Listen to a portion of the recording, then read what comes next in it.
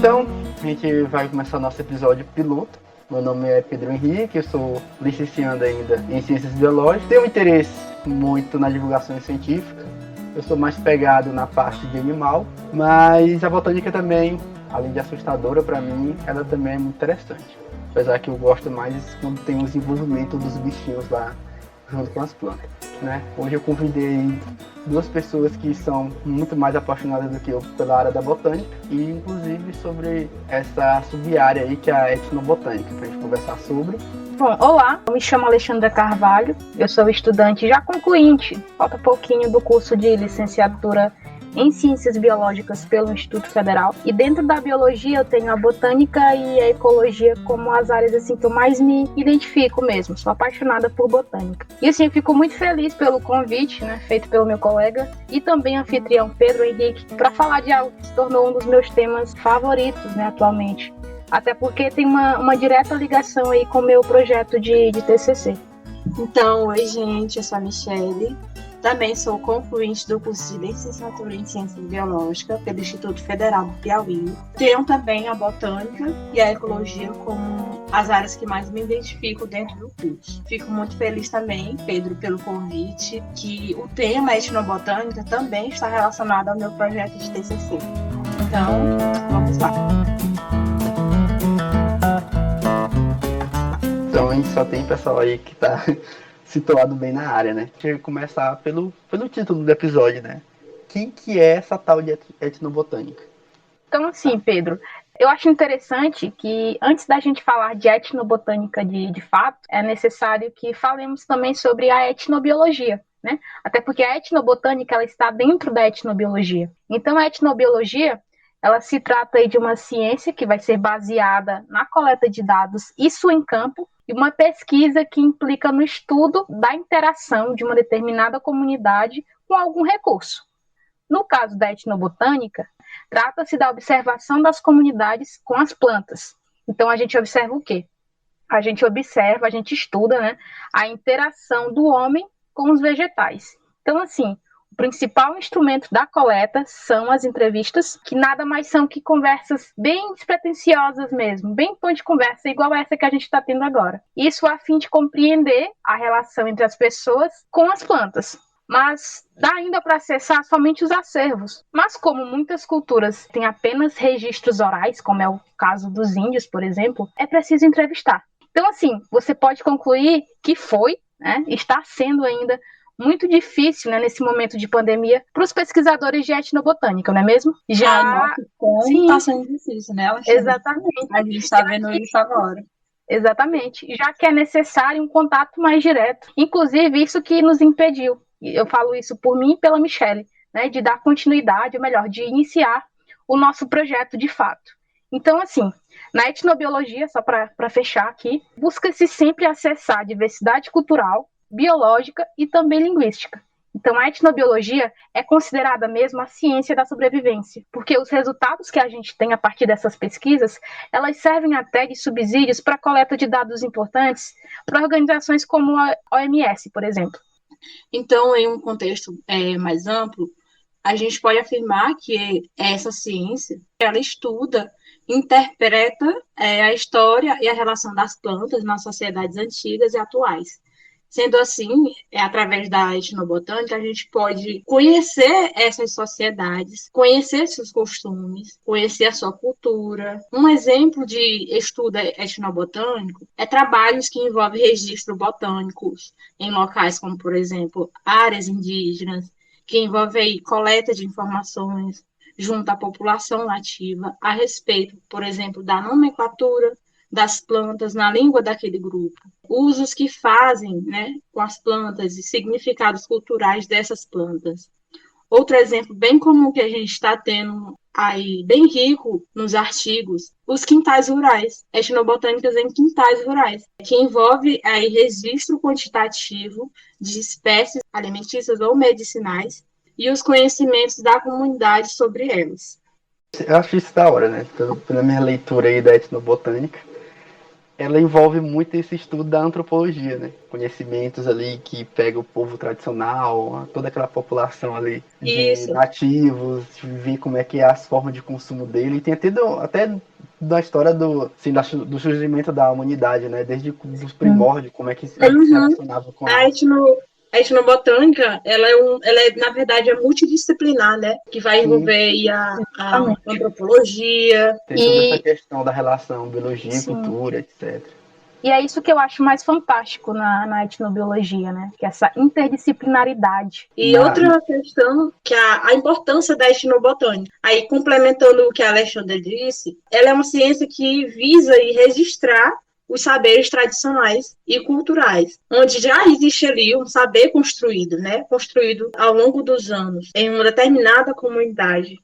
Visto que ao longo dos anos, né, Pedro, as plantas elas têm servido de sustento para comunidades, seja aí na produção de objetos, como utensílios de cozinha de comunidades indígenas, que até está servindo, serve hoje como uma Autonomia? referência na cozinha brasileira. Por exemplo, as colheres de pau, que vieram aí da cultura indígena.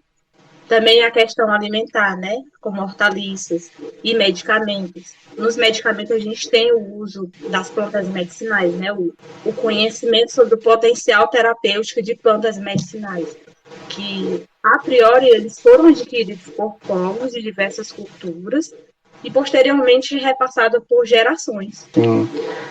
Isso aí entra até no outro blocozinho que eu já até entrar já, que é essa questão, né? Os usos da etnobotânica, né? As aplicações. Só pegando uma colinha minha aqui, que eu fui buscar o conceito de comunidade tradicional, né? Então, só para dar uma situada aqui, que seria uma comunidade tradicional, ou um grupo tradicional, um grupo nativo. São grupos culturalmente diferenciados e que se reconhecem como tais, que possuem formas próprias de organização social, religiosa, ancestral e econômica, que vai utilizar esses conhecimentos, inovações e práticas transmitidos pela tradição.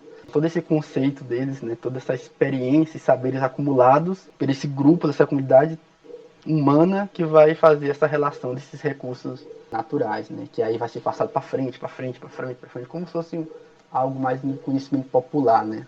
Sim, Outra, sim. As outra pesquisas coisa, etnobotânicas, elas têm essa preocupação aí, deixar registrado os conhecimentos de uma determinada comunidade, até porque há o risco de haver aculturamento, né, a perca dos isso, conhecimentos tradicionais. exatamente, Sim, isso há que eu até achei um da termo hora. para isso, tá, gente?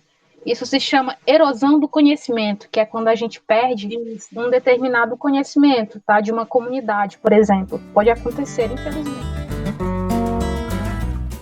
Eu vi também que a etnobotânica, ela era chamada, aparentemente algumas pessoas ainda chamam, mas acho que acaba em desuso, de botânica econômica. Antigamente não era etnobotânica, até 1930 ali, o pessoal chamava de botânica econômica. Só que estava muito ainda envolvido esses estudos antropológicos, etnológicos, e aí só mais ou menos mais recentemente, aí no início do século XX, que eles começaram a dividir as etnologias, né? Tipo etnobotânica, etnozoologia, e tem muita etno mesmo. Sim, sim. Até etnomatemática a gente tem. Sim, Então, assim, eu, particularmente, eu não sabia da existência desse termo de botânica econômica, certo? Mas eu sabia já que as etnos, né, porque existem vários tipos, como a gente já falou, antigamente era muito voltada para essa questão de antropologia mesmo. Aí hoje que a gente consegue colocar mais outros conhecimentos, como a biologia, a matemática e tantos outros tipos de conhecimento, né? Tantas outras áreas, na verdade.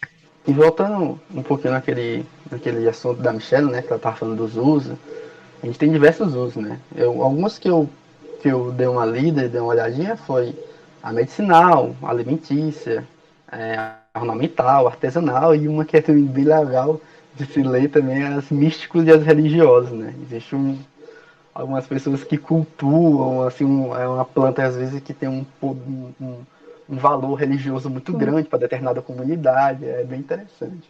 E nessa questão até na questão do uso, né, da etnobotânica, ela foi parar também nas leituras aí de até outros bichos, como é que eles fazem uso das plantas, sabe? E aí eu preparei um artigozinho interessante, também vou deixar linkado aí. O artigo de melhor leitura foi para a BBC, então vou deixar ele linkado, que é a questão de outros primatas utilizarem plantas para automedicação, né? E eu acho isso muito louco, muito sensacional.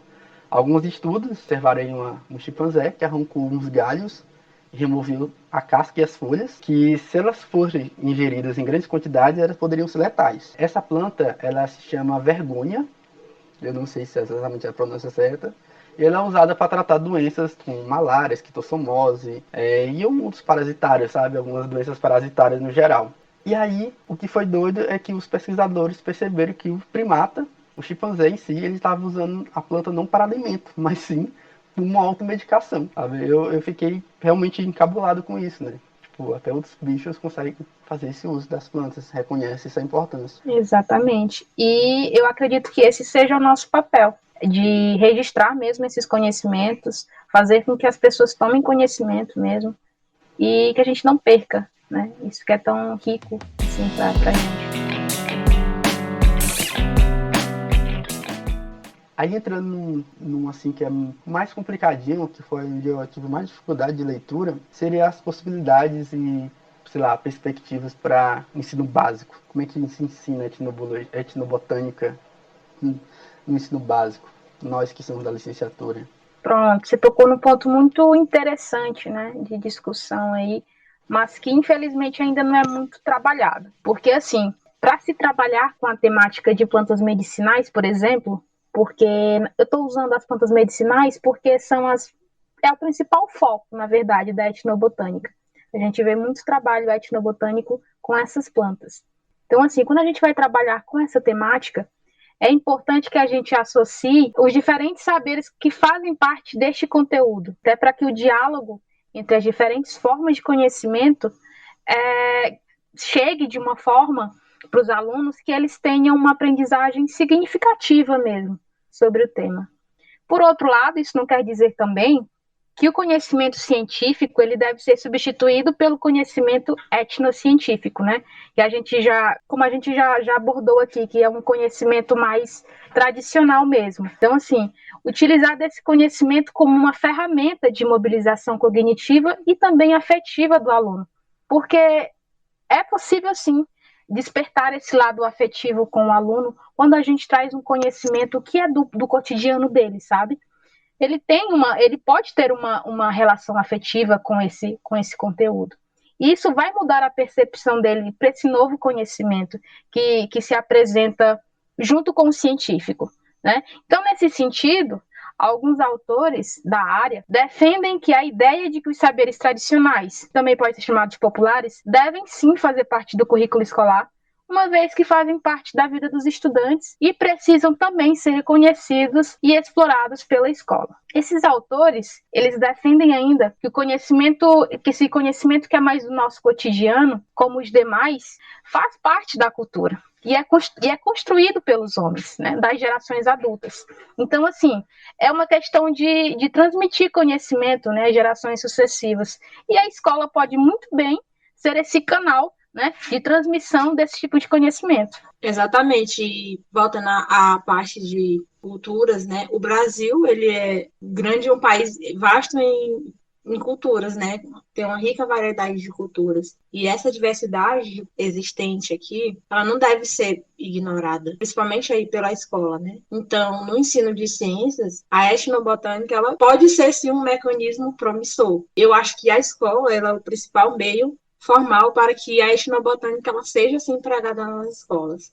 E como eu falei anteriormente, né, que há um grande risco aí de haver perda dos conhecimentos tradicionais, então eu acho que a escola é esse meio para onde, na verdade, esses conhecimentos sejam repassados, principalmente a uma faixa etária mais nova, né? Mantendo sempre aquela comunicação entre o conhecimento tradicional e o conhecimento científico. Exatamente, é a chave, né? O conhecimento científico com o conhecimento étnico, né? O conhecimento das culturas, o conhecimento tradicional, popular. Vocês tocaram nos pontos muito importantes. Tudo que vocês falaram aí, entra perfeito, né? A questão da escola, a questão da interdisciplinaridade e essa valorização, né, da cultura. Na minha leitura também, que eu fui tentando pesquisar, estava muito complicado achar material sobre, mas alguns autores falam que é realmente muito complicado ter uma atratividade para os alunos nessa questão da etnobotânica. Então, existe um potencial ali para tornar mais atrativo os alunos sobre essa questão da fitoterapia, plantas psicoativas, uma conexão ali atraente entre a terra e os outros organismos, para ver se chama mais os alunos. O problema de manter os alunos conectados na disciplina é que eles também têm que dominar a teoria básica, a teoria fundamental ali, a questão de planta, o que é uma planta, o que é vegetal, fisiologia e tudo mais. E aí fica complicado ter toda essa compreensão, né? E realmente, como vocês falaram, que é outro ponto, que o Brasil tem uma diversidade, né, uma diversidade muito grande, cultural e vegetal. Então dá para utilizar diversos exemplos de diversos estados. Cada estado ali tem uma diversidade diferente, uma cultura, algo assim local, que poderia ser usado realmente no currículo. Só que o que eu vejo, né, que a nossa escola, né, o ensino em si, ela é muito muito instrumentalizado, né? É só o livro didático, fica só na anatomia, fisiologia da planta, sabe? Não existe realmente essa importância, essa valorização. Então seria bom sair um pouco mais do livro didático. Eu mesmo sou muito apoiador desse uso do cotidiano para o ensino básico, vocês sabem, né, que sempre minhas ideias queriam envolver alguma coisa do cotidiano. Então, assim, é utilizar de diversas maneiras, né? Os próprios parques ecológicos da cidade. Só que é triste que, para isso, precisa todo de uma logística que exige dinheiro. A gente sabe como é que é o governo, principalmente nessa parte pública, né? A falta de formação de professores, a falta de motivação para os professores. Eu acho que tem muito professor muito bem formado, mas parece que ele também não tem motivação, sabe? Até o que eu fico pensando, pô, o professor sabe tanta coisa, ele é um bom professor, mas ele não é motivado, sabe? Eu, por enquanto, não sou motivado, mas eu tenho medo de, sei lá, chegar um dia e parece que essa chama apaga e o professor fica naquele modo automático, dá sempre a mesma aula, nunca muda, sabe? E eu acho que realmente falta isso. Porque o professor está muito preso ao livro. Isso. E o livro, a gente sabe, né, que, na minha opinião, está cada vez mais reduzido o conteúdo. Aí tu vê lá a botânica, né? A botânica sempre foi a desprezada. Exatamente. É verdade, é verdade. Aí imagine aí, a etnobotânica. É, uma coisa a mais, né? É uma coisa que eu vi uma vez uma professora falando, que às vezes, que é um pensamento que até tinha, né? Tipo, eu acho que os livros estão ficando muito curtos, muito pequenininhos, muito resumidos. Mas ela falou uma coisa que eu achei interessante.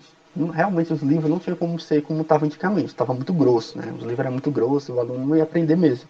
Só que tem como algumas coisas, que ela não citou bem quais seriam, reduzir umas coisinhas ali, aumentar, ganhar um parágrafo em outras, mudar a forma de abordagem. Eu realmente acho que eu concordo com isso, sabe? Tem partes no livro, nesse caso a própria etnobotânica, a própria botânica em si, que é muito desprezada nos livros, né? E aí a gente já entra naquele outro contexto lá da seguida botânica e tudo mais. Exatamente. E eu acho assim que a gente já entra no curso superior com esse medo da botânica justamente por isso. Pelo fato de a gente não ter visto bem, né, ter explorado bem esse conteúdo. Então a gente já entra com exatamente, a gente já entra com esse medo mesmo de não conseguir acompanhar. Ótimo ponto. Eu acho que eu entraria nesse caso aí, viu? Entrar com medo por conta do meu ensino básico, que não foi muito bom.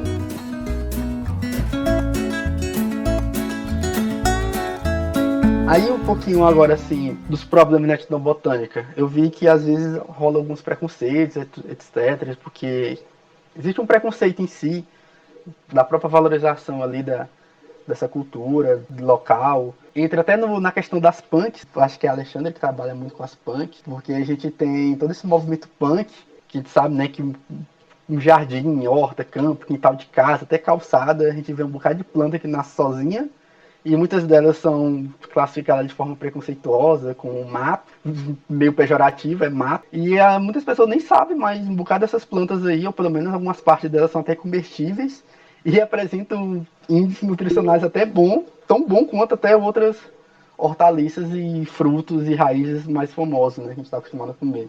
Bom, agora você tocou num ponto que realmente me tocou, viu? Falou de punk, nossa. E sim, essa questão de as pessoas não saberem que às vezes na sua horta particular, né, no seu jardim, no seu quintal, tem plantas ali que podem servir de alimento, né, de nutriente.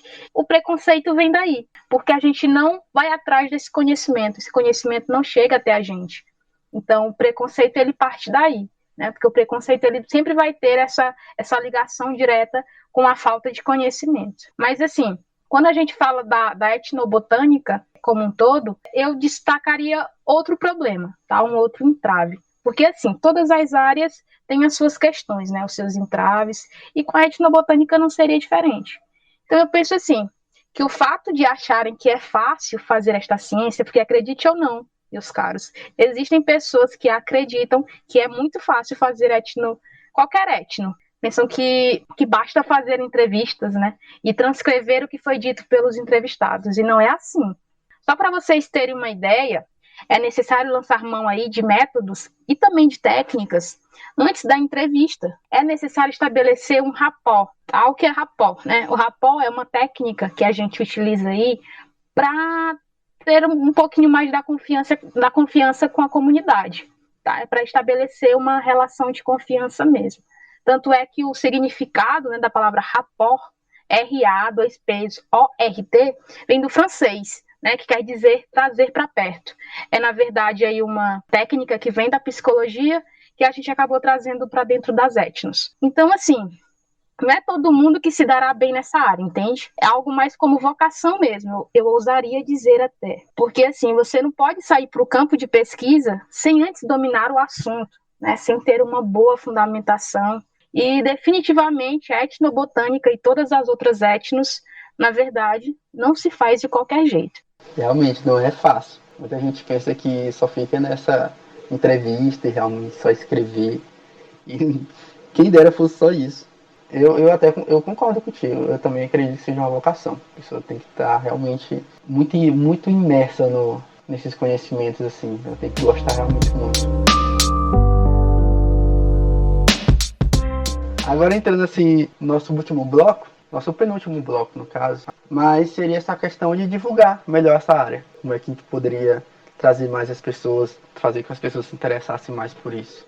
Eu pensei mais na comunidade acadêmica e eu acredito que a melhor forma de divulgar essa área para universitários mesmo é através de realização de eventos, né, como congressos, seminários e minicurso, entre outros, que são realizados pelas próprias universidades, faculdades, pois são eventos que são ricos, que quando querem apresentar um determinado tema, né, elas apresentam com muita cautela e contam também com a participação de pesquisadores da área, né, como ministrantes. Então, no Nordeste, a gente tem alguns divulgadores, como os professores Ulisses Albuquerque, que é hoje, né, considerado o maior pesquisador de etnobiologia do Brasil.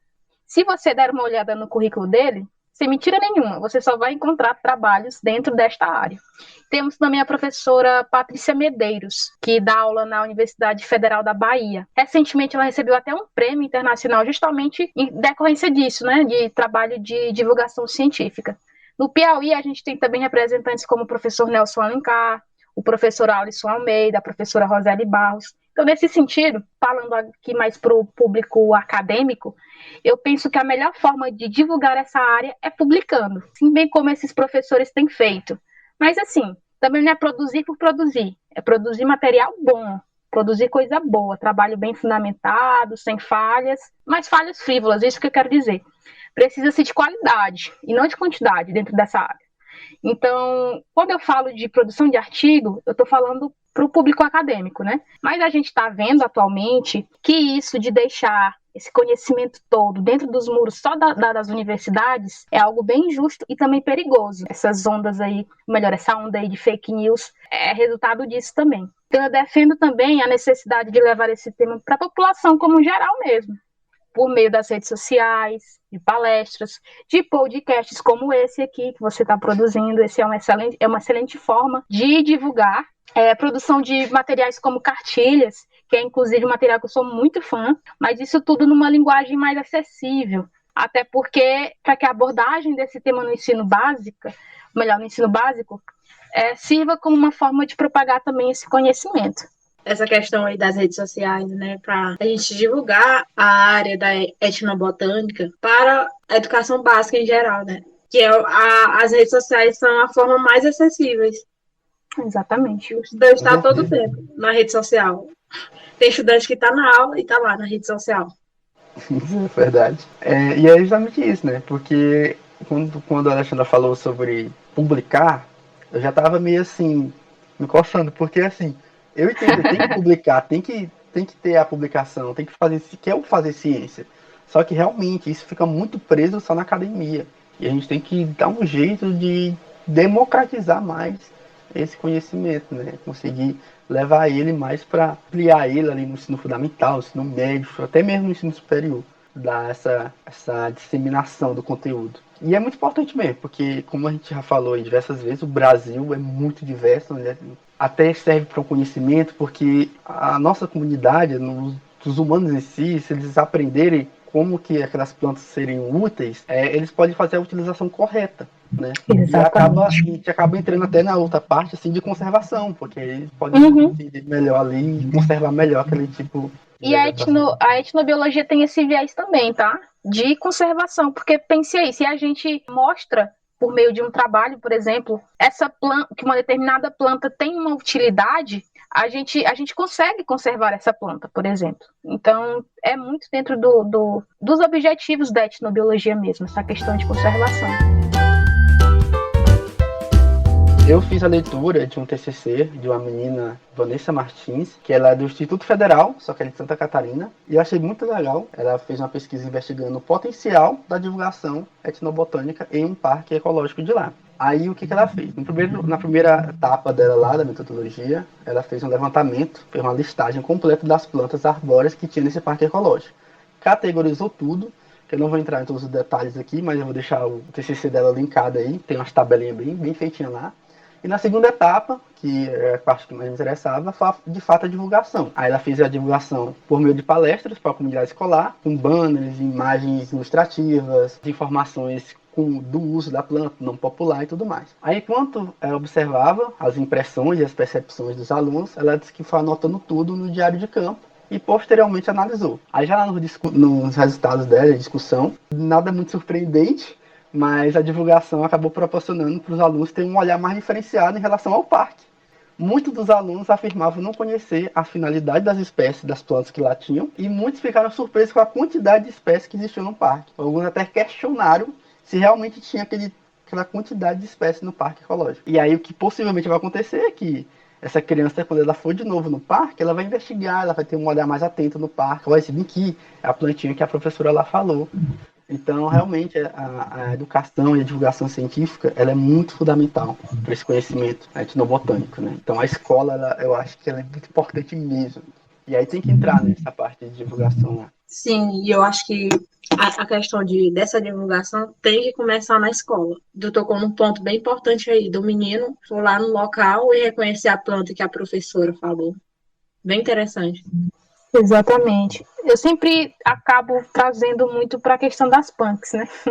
Mas assim, pensa que interessante que seria, né? Esse aluno depois, quando chegar em casa, falar para a mãe dele, para os familiares, que aquela planta pode ter uma utilização diferente, né?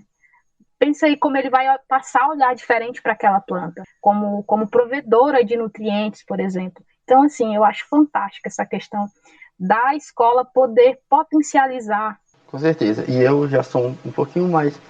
Assim, eu acho que eu sou um pouco pessimista nisso, porque não é que seja pessimista, mas eu realmente acho importante focar nessa parte de criança. Criança e até ensino médio ali. Porque, infelizmente, parece que as pessoas, quando elas ficam mais velhas, ficam muito cabeça dura. Sim. Mas criança não, parece que elas são muito mais abertas, sabe? A entender, investigar. Então, assim, algumas pessoas, elas focam muito nessa questão de tentar ali fazer as pessoas mais velhas tentar entender esses conceitos e tudo mais, mas eu sinto uma barreira muito grande. As pessoas parece que elas não querem escutar, elas não dão muita bola. Mas quando é criança, a criança, ela realmente, ela acaba querendo investigar mesmo, ela duvida. Eu achei interessante lá no TCC dela, ela falou que um bocado de criança estava duvidando, questionando ela, se o parque tinha realmente aquele tanto de planta. Então, com certeza, quando ele for lá, ele vai querer ver. Ele vai querer provar, ele quer ver, tirar a prova que a professora estava falando.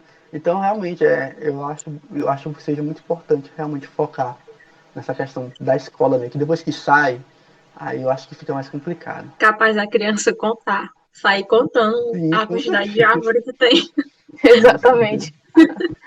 E também, até como a Alexandra também mencionou aí, a questão do podcast, é uma ideia de divulgação, né? Eu tava pensando, pô, quero divulgar.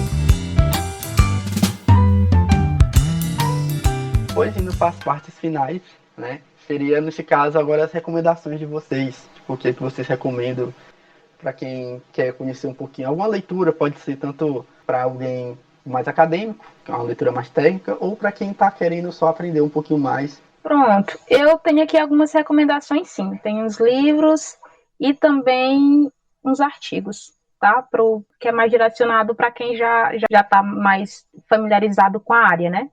Mas, assim, para quem está começando, quem está até sabendo dessa área agora, eu indico a leitura de um livro chamado de Introdução à Etnobiologia. Então, é um livro sem muita linguagem técnica, né? É um livro mais inicial mesmo. Esse livro, ele foi organizado pelo professor Ulisses Albuquerque, isso com a ajuda da Nupea, né, que é uma editora e livraria que foi criada recentemente, né, que publica, inclusive, livros de etnobiologia mesmo. Agora, para quem já está mais familiarizado ou até pensa em fazer algum trabalho na área, eu recomendo também um livro também organizado pelo professor Ulisses Albuquerque, o livro chamado de Métodos de Pesquisa Qualitativa para a Etnobiologia, que é inclusive um livro que a gente utiliza bastante, não é, Michele? A Sim, gente sim. utiliza Aí, bastante. da introdução à etnobiologia, eu recomendo Introdução à Etnobotânica, que é do mesmo autor, do Ulisses Paulino de Albuquerque, que ele é um livro que levanta vários conceitos apresentados durante os capítulos e que vai refletir a orientação e o entendimento do Ulisses sobre o assunto, sobre a etnobotânica. Ótima indicação, perfeito. E tem também alguns artigos aqui, um aqui chamado de O Estudo da Etnobotânica das Plantas Medicinais na Escola, tá? Inclusive, esse artigo aqui, ele me ajudou bastante a construir aqui a minha fala com relação à questão de abordar mesmo a etnobiologia na escola, né? A etnobotânica na escola. Então, eu acho que é uma leitura muito interessante aí. E mais um artigo, que é de uma professora da UFP, inclusive, que é o artigo chamado Farmacopeia Natural de Comunidades Rurais no Estado do Piauí, Nordeste do Brasil. Eu acho muito interessante esse trabalho. É muito interessante mesmo. Sim, bastante, né, Michele? Demais. E assim, além disso, eu recomendo o que mais, para quem tem interesse no tema? Que participe mesmo de eventos, como seminários, encontros, congressos. É certo que durante o período de distanciamento, né, foi possível participar de vários eventos interessantes sem mesmo sair de casa. Eu mesmo participei de vários. Nossa, eu perdi até as contas. Acredito que agora a gente vai voltar, né, com os eventos presenciais, mas eu acho que ainda vale a pena, sabe? Um deslocamento bem planejado, claro, e dentro das nossas possibilidades, né, também. Porque a gente aprende muito com esses eventos, tá? Até porque eles são pensados nisso mesmo, de proporcionar essas trocas aí de conhecimento. Falando um pouco importante, né? Eu fui conhecer melhor etnobotânica por conta de um evento durante a pandemia, né? Mas eu acho legal ter o evento presencial, né? Porque a gente vai conhecer as pessoas e tudo mais. Eu também defendo a questão dos eventos virtuais, sabe? Porque tem alguns eventos que eu participei que, se não fosse virtual, eu acho que eu nunca teria a oportunidade de participar. Porque como eles não poderiam mais fazer presencial, eles faziam virtual, só que acabou ficando aberto para todo mundo, sabe? E aí eu acho que isso também aumenta, né, a possibilidade de mais pessoas participar. Sem dúvidas, e a gente teve acesso a tanto tipo de conhecimentos, não é mesmo? Sim, Fiz sim. tantos cursos, participei de tantos eventos. Mas minha recomendação, para não fugir do assunto, é um documentário. Eu não sei se vocês já assistiram, mas eu me emocionei várias vezes assistindo. Flor do Moinho. Vocês já viram? Qual o título? Flor do Moinho. Não conheço. Também não. Tá no YouTube, é completa, é de graça. É muito bom, gente, sério. E totalmente a ver com o tema. É só vocês verem, não quero dar spoiler, mas é muito, muito bem feito, muito bonito. Eu conheci esse documentário a partir de outro podcast, que também vou deixar como recomendação.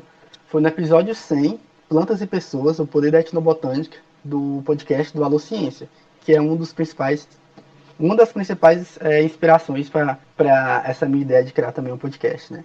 Pegando a recomendação deles e estou recomendando aqui também, mas também estou recomendando o episódio deles. Se vocês quiserem conhecer o episódio deles lá, é o episódio 100, que fala de etnobotânica. É muito bom também. E assistam esse documentário, eu tenho certeza que vocês vão gostar. E tem muito a ver com o tema, sabe? O Flor do Moinho, eu vou deixar tudo linkado lá na descrição do podcast, na descrição do episódio, para quem quiser saber. Ah, eu acho que ninguém falou. Tem também o livro das punks, né? Sim, para quem se interessou aí, né, no tema de punks, plantas alimentícias não convencionais, há o livro do professor Valdeli Knupp, tá? Que é Ele mesmo. inclusive, sim, foi ele quem alcunhou, né? Ele que criou esse termo, punk. É a Bíblia aí dos punks. Exatamente, é a Bíblia da punk. Muito bom, muito bom. Pois, pessoal, eu acho que a gente conseguiu falar bastante coisa aí. Para quem conseguir escutar aí todinho, eu acho que vai sair com uns bons conhecimentos aí. Eu mesmo aprendi muita coisa hoje. Fico muito feliz que vocês aceitaram falar sobre isso. Assunto que eu sou muito familiarizado, então eu estudei isso aqui bem mais recente. Nossa, eu que agradeço de verdade a oportunidade de falar de algo assim que eu gosto tanto, né, que vem me encantando aí ultimamente. E eu espero muito ter contribuído de alguma forma. E eu aprendi muito hoje aqui também. Então, muito obrigada pela oportunidade. Até uma próxima. O prazer foi meu, Pedro. Até a próxima. É nóis.